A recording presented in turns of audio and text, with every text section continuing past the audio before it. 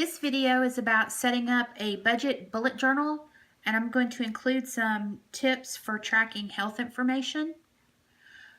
Really, the only thing that you need to get started with a bullet journal is a notebook and a pen. I went to Office Depot. I found this notebook. It was $4.39. I got a set of pens because I thought I might want to color code my notes, and they were on clearance, so they were $3.84. And I'm a little particular about my notebooks, so I bought correction tape, which was also on clearance, and it was $2.72. So for about $10, I got everything I needed to start a bullet journal. You could probably get some of these things cheaper at, say, Walgreens, but this was actually just a nice, cute little notebook that I wanted to try out. So the first thing you do with a bullet journal is you turn to the first page, and you're going to keep an index in your bullet journal.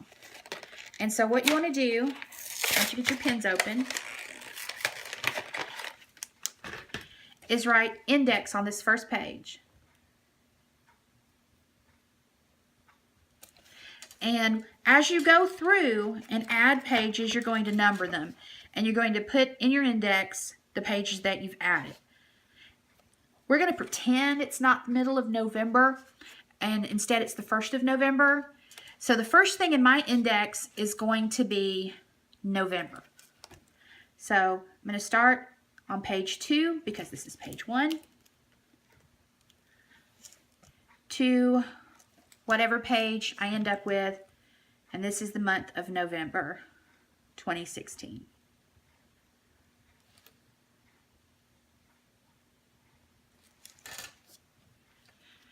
Once you do that, you can turn and get ready to do your first month. You're going to number your pages first. And when you start a month, on your left side page, you're going to put the name of the month,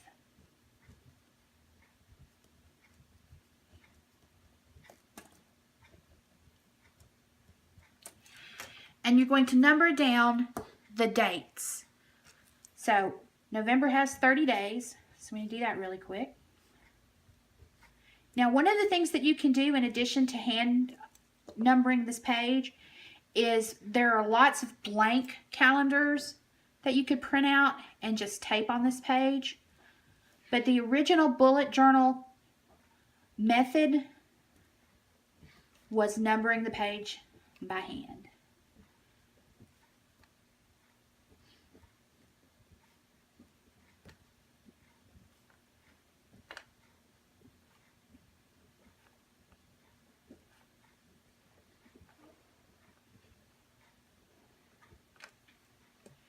And I'm going to run out of room, so I'm going to put the last of the month here.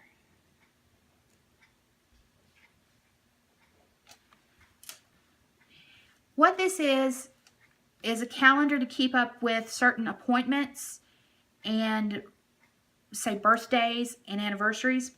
For instance, I know that on the 25th of this month, I have my Remicade infusion. So here I'm going to write 10 a.m. Remicade infusion.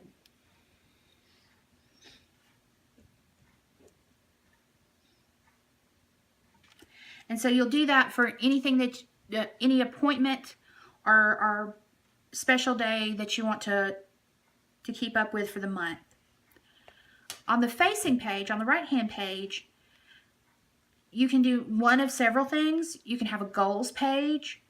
You could have a overall to-do list for the month. If there are certain things that you need done for November, like get all your Christmas things together, you could write that as a to-do.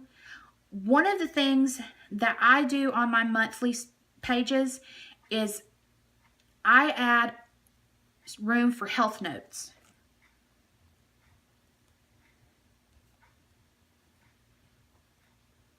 And so during the month, as I have things that I want to remember about my health, I can go back and add it to this page. And then it's fewer pages I have to flip through when I go to the doctor. So for instance, today, my fatigue is particularly bad. So today is the 13th, I think. And so I'll write 11, 13, and bad fatigue.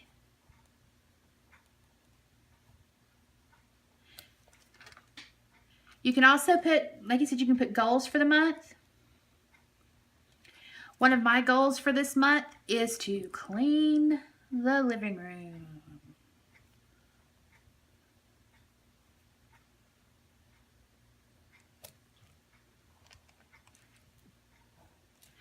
And you can also add gratitudes.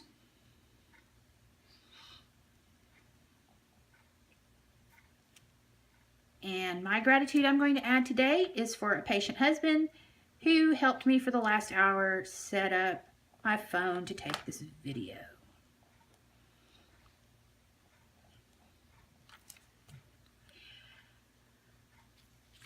Now, in the original bullet journal method,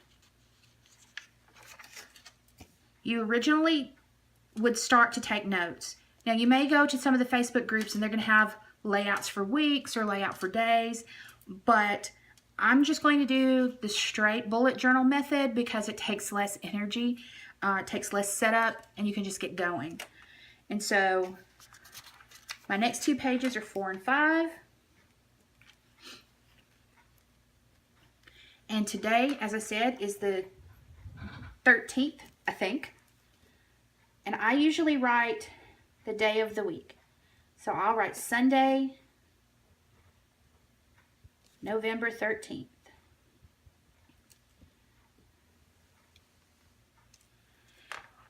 On the bullet journal website, there's a set of symbols that are used to mark to-dos and appointments. I use the original symbols rather than the new ones. The new ones are more designed for a dotted notebook. And if you're going budget, you're probably just going to have a lined notebook. And so your to-dos are going to be a square box. So like today, my to-do was make the bullet journal video.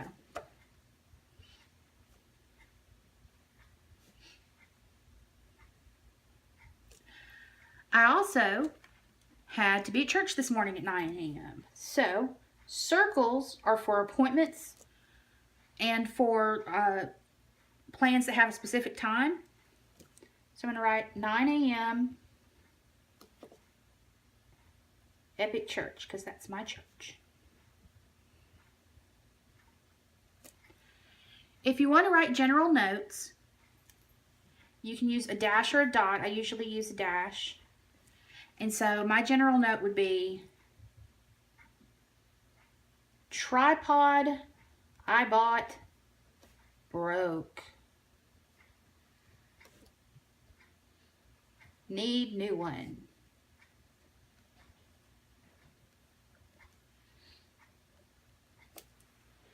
So you have your notes, you have your to-dos, you have your appointments. So as you complete things, make bullet journal video, which is what I'm doing now, you check them off. Or you X them off, however you prefer. Same with appointments. It's now 2-ish in the afternoon, so I've already been to church today, so I can check that off. One of the things that I also do, and this is where the colored pens come in handy, is I track health information. And I usually use a red pen, but this is more of a pink. I'll do a red cross, just like the red cross. And that means that is a health note. So for instance, today, again, I said my fatigue was bad. I could put that again here.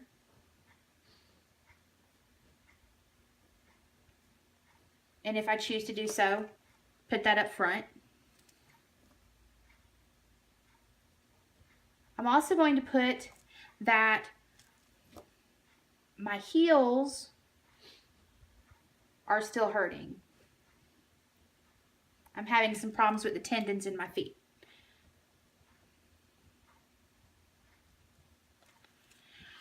I also, anytime I go to the doctor, I'll write complete notes about what the doctor said. If I have questions that I need to ask, say, my gastroenterologist the next time I go, I'll list those as well. And that's how I can tell just by looking that this is a health note rather than just a general note.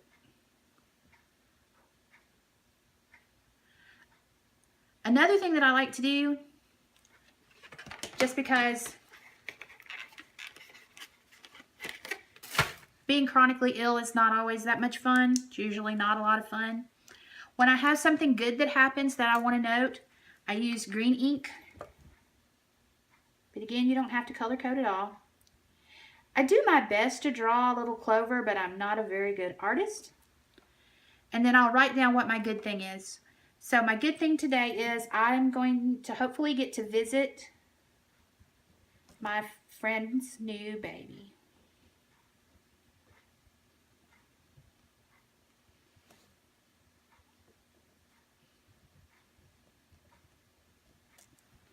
And again, as I get through the book and add pages, I can go through and see these little notes and remind myself of good things that have happened along the way.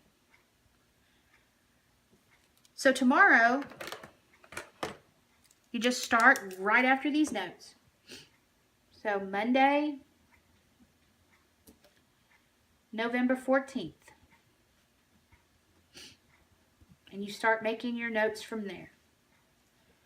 So one of the things I need to do tomorrow is I need to buy paper towels.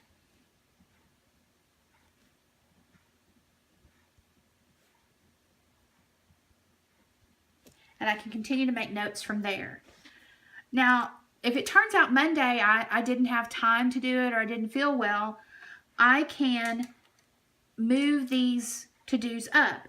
And the way that I note that a to-do is being moved to another date is I draw an arrow in the box.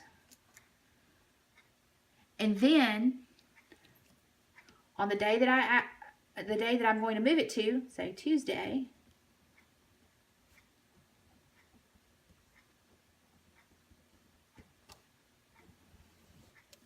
I add it there.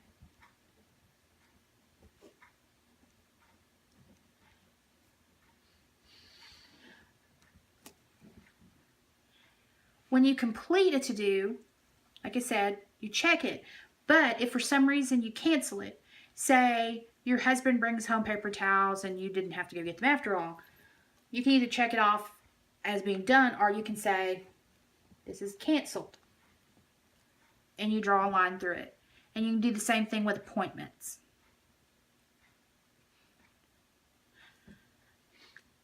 Another one of the really good features of the bullet journal is something called collections. And basically collections are just lists. And you can do this on any page. You can start in the middle of the month because after all you're keeping an index. Usually what I do to keep them separate is I'll go towards the back and start from there, but then you don't necessarily know a page number. But say I wanted to keep a collection, depending on how sensitive your information is, you might want to keep a collection that's your medication list.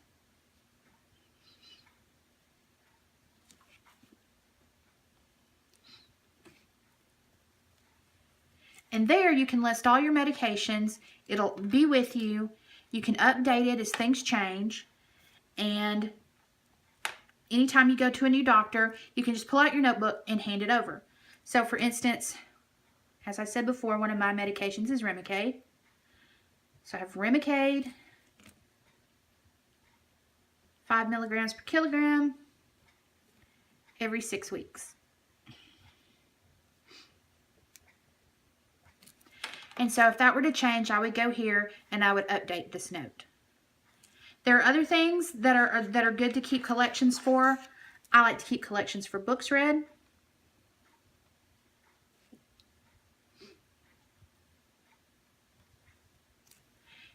I also like to keep collections about movies that I want to see.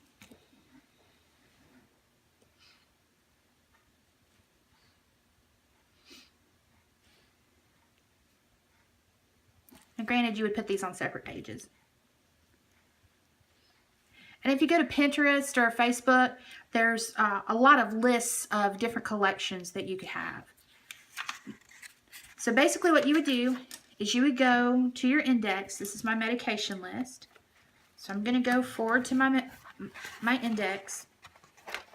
And I'm going to put it towards the end because, again, I don't know the exact page number, but I do know it's at the end. So, and then as you get closer towards that page through the months, you can add your page number.